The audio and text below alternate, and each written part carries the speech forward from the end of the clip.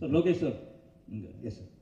Sir அதாவது கூலி படம் ரிலீஸ்க்கு முன்னால் நீங்கள் சில இன்டர்வியூஸ்லாம் கொடுத்தீங்க, அதை வந்து ஆடியன்ஸ் பாயிண்ட் ஆஃப் வியூவில் வந்து அது ஒரு எக்ஸாஜரேஷன்னு நினச்சிட்டு அதை பற்றி சோஷியல் மீடியாவில் வந்து உங்களை பற்றி நெகட்டிவிட்டியோடு பேச ஆரம்பிச்சாங்கன்ற மாதிரி தான் தோணுது. அது உண்மையிலே என்ன தான் நடந்துச்சு சார்? நீங்கள் சொன்னது என்ன, செஞ்சது என்ன, மக்கள் மத்தியில் எப்படி போய் சேர்ந்துச்சு சார்? இப்போ நான் சொன்னாலும் திருப்பி அதான் நடக்க போகுது சார்.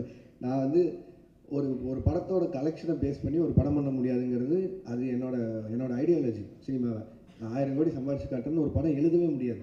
நான் அதான் முன்னாடியும் சொல்கிறேன். பட் ஆனால் என்னென்னா, நம்ம டெக்னீஷியன்ஸும் நம்ம கூட இருக்கவங்க யார் எவ்வளோ சொன்னாலும் அவங்க அந்த படத்து மேலே இருக்க எக்ஸைட்மெண்ட், ரஜினி சார் மேலே இருக்க எக்ஸைட்மெண்ட், அவ்வளோ ஸ்டார்ஸை பார்த்த எக்ஸைட்மெண்ட்டில் இந்த 1000 கோடிங்கிற பிரச்சனையை ஆரம்பிச்சிடுவாங்க ஸ்டார்டிங்லேருந்து.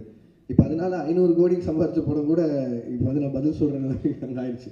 கிரிட்டிசிசம் அதில் விட்டலாம். பட் ஆனால் கொடுத்த இன்டர்வியூஸுமே சரி, நான் அதை ரொம்ப ஸ்ட்ரெஸ் பண்ணியே சொல்லிட்டு இருந்தேன். இந்த மாதிரி 1000 கோடிங்கிறத ப்ரெஷரைஸ் பண்ண வேணாம், அப்படி ஒரு படமாக எக்ஸ்பெக்ட் பண்ணாதீங்க. ஒரு commercial film Rajini sir enjoy பண்ணுற மாதிரி ஒரு படம் இருக்கும் தான் நான் முன்னாடி இந்த எல்லா இன்டர்வியூலையும் சொன்னேன். பட் எனக்குமே வந்து ஏதோ ஒரு பாயிண்டில் ஒரு டிரான்ஸ்பரன்சி, ஒரு அளவை மெயின்டைன் பண்ணுங்கிறது நான் இந்த படத்துலேருந்து என்னோடய லேர்னிங்காக இருக்க போகுது. ஏன்னா எவ்வளோ பேசினா போதும். ஏன்னா நான் ரொம்ப கனெக்ட் ஆகி நிறையா ஃப்ரெண்ட்ஸோடு உட்காந்து பேசுகிற மாதிரி பேசிடுறேன். அது வந்து ரொம்ப எக்ஸாஜரேட் ஆன மாதிரி ஆகிடுது. ஸோ படம் ரிலீஸ்க்கு அப்புறம் அதுவே எனக்கு பேக் ஃபயர் ஆகிற மாதிரி ஆகிடுது. ஸோ நான் இதுக்கு மேலே வரும்போது கொஞ்சம் டிரான்ஸ்பரன்சி மெயின்டைன் பண்ணிக்கணும்னு நினைக்கிறேன். சார் இதோட கண்டினியூஷனாக நான் கேட்குறேன். It is not only because of you. நீங்கள் ஒருத்தர் கோர்ஸில் இருந்து நிறைய செலிபிரிட்டிஸ்க்கு வந்து இந்த ஐடி விங் ஆட்டம் வச்சுருக்காங்க sir. They have a social media team atom.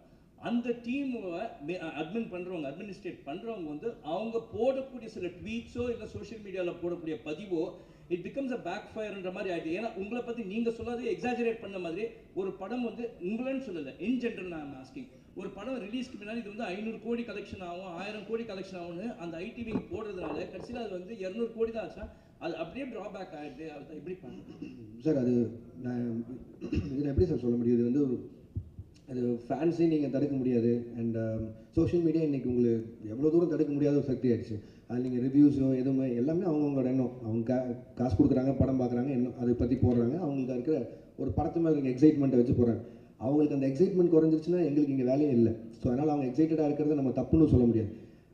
At the same time இது நீங்கள் சொன்ன மாதிரி இந்த ஐடி விங் வச்சு பேசி எனக்கு அதில் எப்படி நம்பிக்கை இல்லைன்னா, இல்லை எனக்கு புரியுது சார், எனக்கு புரியுது சார். ஒரு படம் நல்லா இருந்ததுன்னா யாருமே தடுக்க முடியாதுன்னு நான் நினைக்கிறேன். நான் அதை ரொம்பவும் நம்புகிறேன்.